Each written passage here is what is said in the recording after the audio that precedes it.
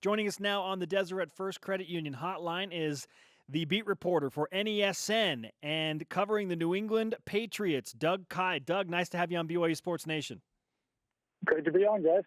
Harvey Langi, 4 tackles last night, gets a start in a preseason game. How certain is his spot on that always fluctuating 53-man roster for the Patriots?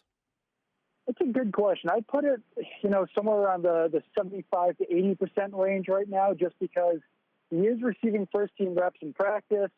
That could be because their starting linebacker, Dante Hightower, currently is on the physically unable to perform list.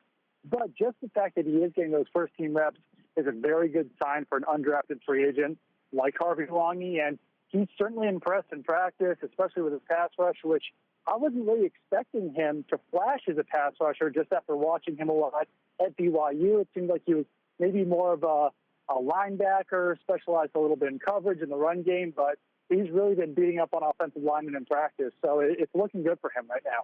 Half the league's undrafted, so it's not super uncommon to have an undrafted guy, do this per se, but how would you assess his performance last night in the first exhibition for the Patriots? I thought he played well, especially in the run game. I was expecting a little bit more out of him as a pass rusher, but there weren't a ton of opportunities there. The Jaguars really didn't throw the ball that much in the first half, which is primarily when he was playing in that game, but I thought that he played smart in the run game, and he was able to generate a little bit of pressure out there on the edge, but it really seems like they are still kind of experimenting with him as well. Patriots love those players who can play linebacker, can play on the edge. We've had those type of guys and Rob Minkovich and Mike Vrabel and Roosevelt Colvin through the years. So I think that they're really going to take their time with Harvey and really see what he can do, maybe try him out in some different roles. But, for his preseason debut, I thought it went well for him. How much does his versatility increase his chances of making the roster? I think it definitely increases the chances just because they do have some needs there at linebacker and at defensive end. So if he can play both, especially after Rob Minkovich retired and they're looking for some new players in those roles there on the edge at linebacker, I think it definitely helps. I think also the fact that he was playing special teams a lot last night certainly helped him as well. The Patriots love their special teams guys. And if a guy can contribute on defense and on special teams, and that just increases the chances of making the roster even more.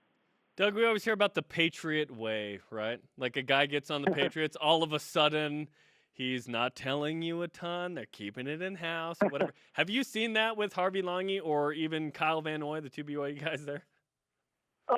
Yes, absolutely. It happens to everyone. It's especially the case with Harvey out there. He's really trying to stick to the script. What happens is that if these guys say too much, then Bill Belichick will specifically call them out in a meeting in the morning. So they don't want to be that guy that gets the wrath of Bill Belichick. So you can't really blame them. It makes my job a little bit more difficult. But Kyle Van Noy maybe was saying a little bit too much when he came over from the Lions last year. He was talking about how, he really liked the fact that he was going to get a chance to rush the passer with the Patriots. And he said, some things about his time in Detroit, but he's kind of cooled that down a little bit this offseason now, and now he's more sticking to the script of the Patriot way. Tell me you didn't enjoy the fact that he was speaking a lot, though, as the beat reporter. Oh, I loved it. Yeah, that was the best. You would go up to him and ask him his thoughts on whatever, and you'd kind of give it, and that was pretty refreshing there at the start. But yeah, like I said, this offseason, it's been a little different so far. Patriots beat reporter for NESN, Doug Kyed, with us on BYU Sports Nation. What are you seeing from Kyle Van Noy as he enters Season 2 with the New England Patriots? Looks like he has a really good chance to start this season. And, like I said, they do have some question marks there at linebacker and on the edge. Dante Hightower, once he's healthy, will be one of those starting linebackers. But I think Kyle Van Noy could be the other starting linebacker. Now in the NFL, since there's so much sub packages, there's really only 2 starting linebackers in the defense. And Van Noy certainly has the versatility in the run game and the pass game, coverage, pass rush, to be that guy who's standing next to Dante Hightower. Obviously, there's still a lot of time left in the summer, and he's got some competition there.